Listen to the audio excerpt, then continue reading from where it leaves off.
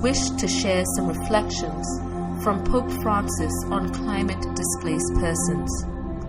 The Migrants and Refugee section in the Vatican, which Pope Francis directs, recently produced a booklet on the pastoral orientations on climate displaced people, in collaboration with Episcopal conferences and pastoral workers around the world, including the participation of His Grace, Archbishop Charles Jason Gordon. This booklet is full of relevant facts, policies, and proposals.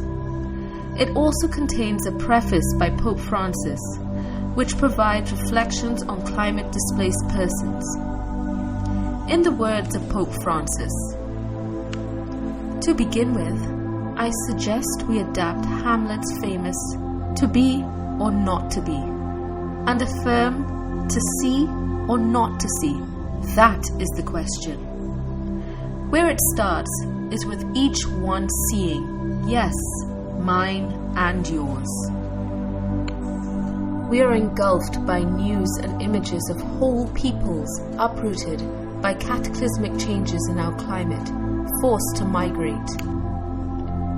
But what effect these stories have on us and how we respond, whether they cause fleeting responses or trigger something deeper in us, whether it seems remote or whether we feel it close to home, depends on our taking the trouble to see the suffering that each story entails in order to become painfully aware, to dare to turn what is happening into our own personal suffering, and thus to discover what each of us can do about it. When people are driven out because their local environment has become uninhabitable, it might look like a process of nature, something inevitable. Yet, the deteriorating climate is very often the result of poor choices and destructive activity or selfishness and neglect that set humankind at odds with creation, our common home. Unlike the pandemic, which came on us suddenly without warning almost everywhere and impacting everyone at once, the climate crisis has been unfolding since the Industrial Revolution. For a long time, it developed so slowly that it remained imperceptible except to a very few clairvoyants. Even now, it is uneven in its impact. Climate change happens everywhere, but the greatest pain is felt by those who have contributed the least to it. Yet, like the COVID-19 crisis, the huge and increasing numbers displaced by climate crises are fast becoming a great emergency of our age, visible almost nightly on our screens and demanding global responses. I think here of God speaking through the prophet Isaiah, with some words updated. Come, let us talk this over. If you are ready to listen, we can still have a great future. But if you refuse to listen and to act, you will be devoured by the heat and the pollution, by droughts here and rising waters there.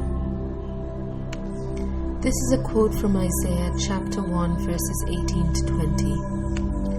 When we look, what do we see? Many are being devoured in conditions that make it impossible to survive.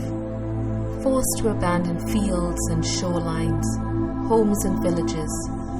People flee in haste, carrying just a few souvenirs and treasures, scraps of their culture and heritage.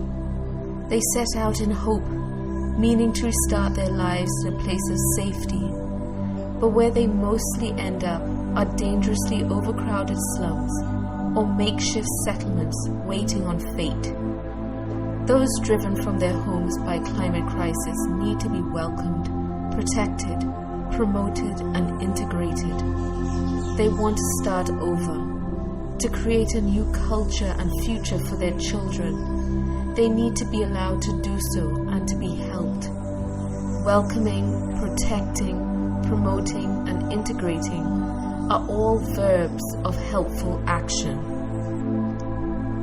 Let us remove one by one those boulders that block the way of the displaced, what represses and sidelines them, prevents them from working and going to school, whatever renders them invisible and denies their dignity. We are called to broaden the way we look at this drama of our time. It urges us to see the tragedy of prolonged uprootedness that causes our brothers and sisters to cry out year after year. We can't go back and we can't begin anew. It invites us to become aware of the indifference of societies and governments to this tragedy. It asks us to see and to care. It invites the church and others to act together and spells out how we might do so. This is the work the Lord asks now of us, and there is great joy in it. We're not going to get out of crises like climate or COVID-19 by hunkering down in individualism, but only by being many together, by encounter and dialogue and cooperation. In conclusion, Pope Francis said that he was very pleased that pastoral orientations on climate-displaced people have been produced within the Dicastery for Promoting Integral Human Development, jointly by the Migrants and Refugees section and by the Integral Ecology sector, in dialogue with many others, as we struggle to answer the call of accompanying climate-displaced persons. This collaborative effort is in itself a sign of the way forward. As Pope Francis concludes, to see or not to see is the question that leads us to the answer in action together, to see together what is needed, with God's help, what to do together. Hopefully these reflections of Pope Francis will help us dream and build together a path to a better future, as we all strive to care for our common home.